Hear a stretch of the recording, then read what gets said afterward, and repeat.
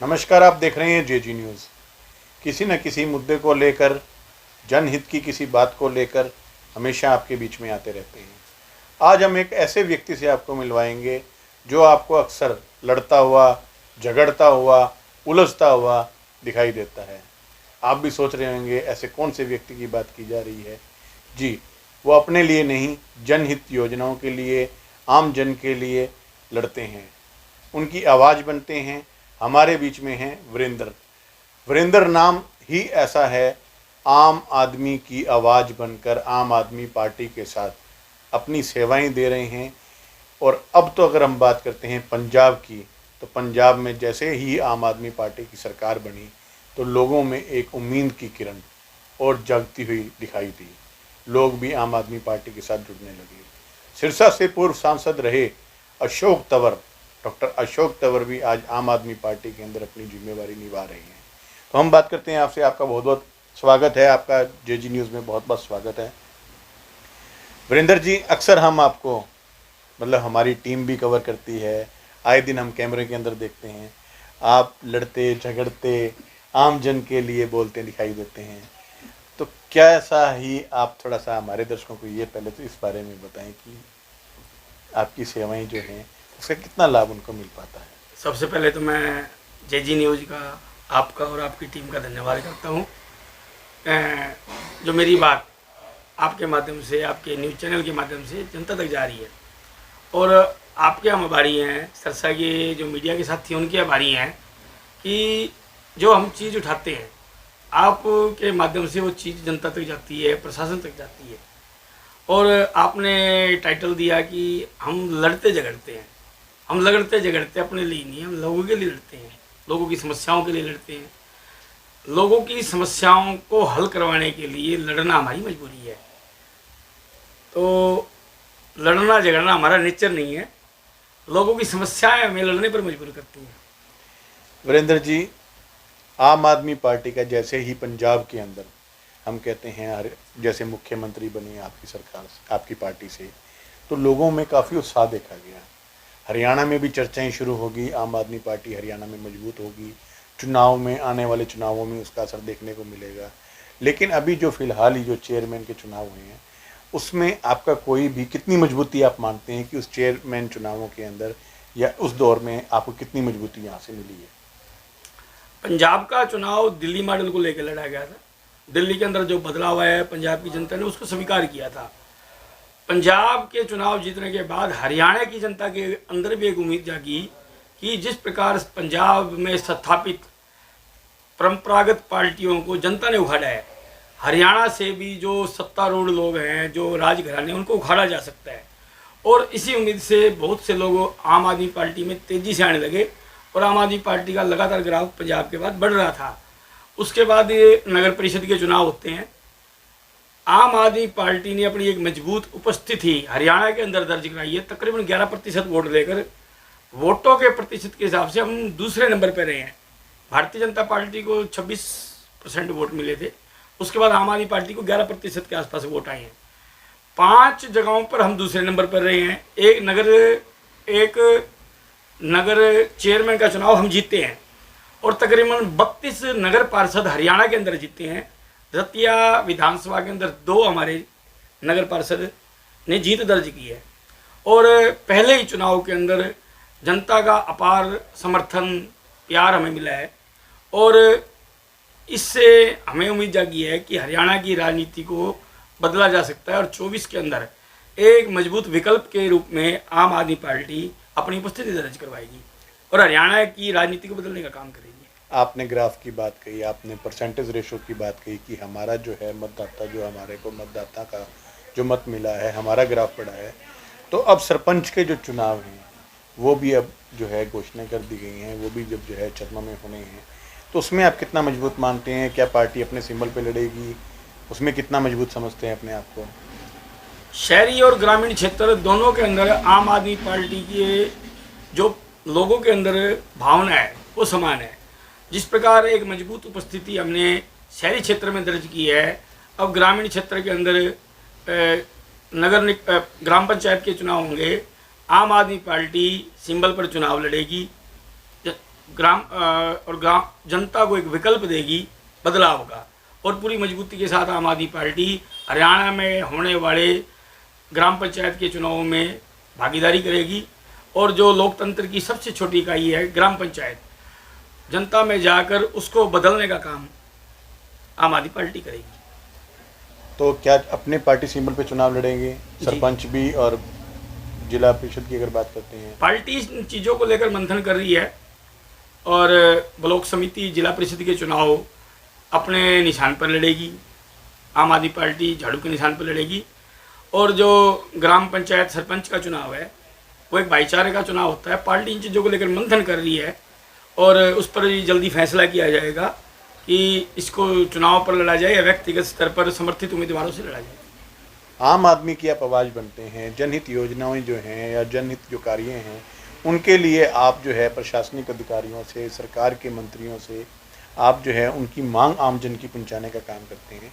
तो जब जनहित की बात आती है, जनहित कार्यों की बात आती है, तो क्या सरकार के जो मंत्री हैं उनका सहयोग, सरकार का सहयोग और प्रशासनिक अधिकारियों का क्या आपको सहयोग मिलता है उसमें? आपने अपनी बात की शुरुआत की कि वीरेंद्र लड़ता झगड़ता रहता है। अगर ये सहयोग ही करते तो हमारे को लड़ना क्यों पड़ता? जब ये अपनी हठधर्मिता पर आ जाते हैं, कोई प्रकार से किसी बात को सुनने को तैयार नहीं होते हैं, उसके बाद हमें लड़ना पड़ता है सड़कों पर आकर। अगर वो सहयोग करते, सत्ता के लोग, प्रशासन के लोग समस्याओं को, जनता की समस्याओं को हल करते, जाने पर सुनवाई करते, तो हमें लड़ने की जरूरत ही नहीं पड़ती। ये तो बिल्कुल हठधर्मिता के साथ शासन करते हैं।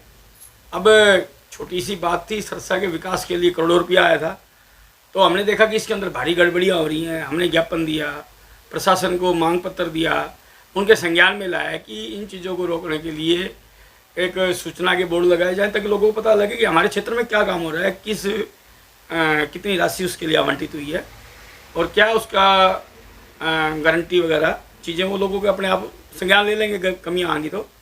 लेकिन प्रशासन द्वारा सुनाई नहीं की गई, सरकार द्वारा उस चीज़ को अनसुना किया गया। मजबूरी में हमें धरना लगाना पड़ा। 152 दिन वो धरना चलता है, उसके बाद आमरण अनशन किया जाता है, तब मजबूरी के अंदर इन्होंने वो हमारी मांगे मानी। अगर ये संज्ञान में आने के बाद समस्याएं हल करते, सहयोग करते, तो हमें लड़ने की जरूरत ही ना पड़ती। तो अब तो खासतौर से ये देखा जाता है जहाँ भी निर्माणाधीन जो गली है अब वहाँ पर बोर्ड नजर आने लग गए हैं, तो फिर कहीं ना कहीं तो फिर प्रशासन भी सहयोग करना शुरू हो गया ना आपके साथ। जब एक 152 दिन का धरना चला, 5 दिन 6वें दिन मेरा आमरण अनशन हमारे सांसद जी द्वारा तोड़वाया गया। 5वें दिन प्रशासन द्वारा वो मांग मानी गई, क्योंकि वो एक मुद्दा बन गया था, सभी को पता था यहाँ भारी भ्रष्टाचार हो रहा है। और गृह मंत्री सरसा के अंदर हमारे उप मुख्यमंत्री जी दुष्यंत जी बैठे हैं, बिजली मंत्री जी बैठे हैं, हरियाणा की आदि सरकार सरसा से चलाई जा रही है, उनकी नाक के नीचे इतना बड़ा भ्रष्टाचार हो रहा है।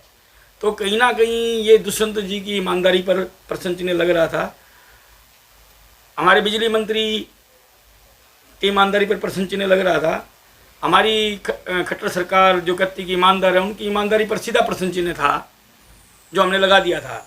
तो ये मजबूरी में आकर इन्होंने कहा कि हम बोर्ड लगाएंगे, हमारी मांग मानी गई। उसके बाद गली गली में बोर्ड लगने लगे हैं, काम में सुधार आया है। अब लोग अपने आप मॉनिटरिंग करते हैं, आवाज़ उठाते हैं, कमी पाई जाने पर वो शिकायत करते हैं। तो ये मजबूरी में ये कर रहे हैं, ना कि स्वेच्छा से कर रहे हैं। लेकिन सरसा के बाहर इन्होंने कहीं बोर्ड नहीं लगाए, हरियाणा में नहीं लगाए, कहीं दूसरी विधानसभा में नहीं, नगर परिषदों में नहीं लगाए, सिर्फ सरसा में ही, क्योंकि यहाँ एक लंबा आंदोलन हमने चलाकर इसको एक मुद्दा बनाया था जनहित का। अगर ये चीज़ हम सरकार के साथ बात करते हैं तो गोरखधाम ट्रेन को आप कैसे मानते हैं, जो सिरसा तक यहाँ से लाने का काम किया है और ये जो आगे जो बठिंडा तक जाएगी, इसके प्रति आप क्या कहेंगे? गोरखधाम ट्रेन सिरसा की ज़रूरत थी।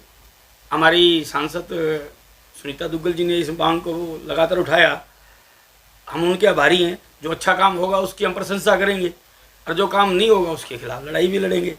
तो हम धन्यवाद करते हैं सांसद जी का, जिन्होंने इस आवाज़ को पुरजोर तरीके से उठाया, बार बार उठाया, संसद में उठाया, और ये गोरखधाम की जो सौगात सरसा की जनता को मिली है उसके लिए धन्यवाद उनका। कल गंगानगर की अगर हम बात करते हैं तो भारी बारिश के बाद मिलिट्री तक को भी वहाँ बुलाना पड़ा, और सिरसा को आप कैसे देखते हैं जब यहाँ बारिश आती है, पानी निकासी का जो पानी जो देखने को मिलता है कि उसको रास्ता नहीं मिलता, लेकिन अब कह रहे हैं स्पेशल जो है ड्रेन लाइन उसके लिए डाली गई है पानी निकासी को लेकर, उसमें आप कैसे देखते हैं? जो हमारा धरना चल रहा था, जो 167 करोड़ रुपया सरसा को मिला था, वो इन्हीं समस्याओं को हल करने के लिए मिला था कि सरसा के अंदर जल भराव होता है।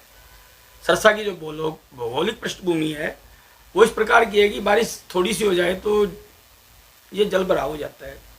हमारे विधायक गोपाल कांडा जी ने वादा किया था कि मैं सरसा को पैरिस बना दूंगा।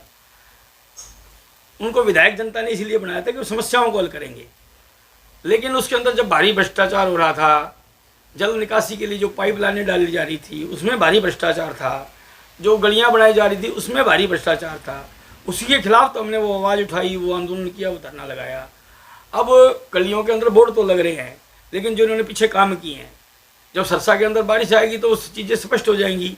इन्होंने पानी की निकासी के लिए जो बड़ी लाइनें डाली हैं उसके अंदर भारी भ्रष्टाचार है। नीचे वहाँ बेड नहीं लगाए गए, सीधी पाइपलाइन खड्डा खोद कर बिछाई जा रही हैं, उनका कोई नाप नहीं है, कोई लेवल नहीं है। आगे जाकर वो पानी घग्गर के अंदर निकासी की योजना है, लेकिन केंद्र सरकार की तरफ से हवाई अड्डे का क्षेत्र होने के कारण वहाँ से पाइपलाइन गुजारने की अभी तक परमिशन नहीं दी गई है, और पूरे शहर को खोद कर वो पाइपलाइनें डाली जा रही हैं।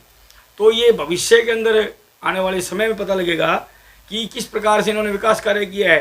अभी तो स्थिति वही है जैसे गोपाल कांडा जी ने कहा था कि मैं पेरिस बनाऊंगा।